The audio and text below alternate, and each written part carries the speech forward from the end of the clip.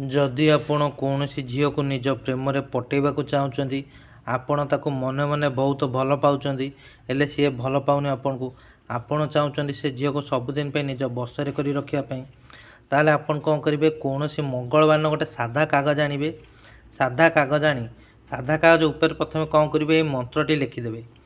बसंग क्रिंग आमुकंग बसंग फट लिखिदे यही घरटी करेंगे छटिकिया घर कर 3 21 7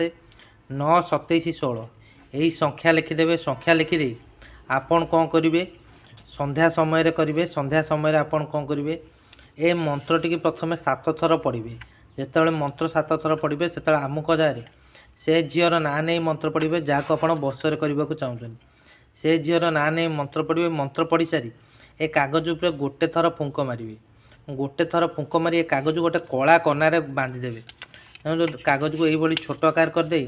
आधे गोटे कला कपड़ा यहाँ कौन करेंगे बांधिदेवे आधे गोटे कला कपड़ा गुड़े देवे कला कपड़ा गुड़े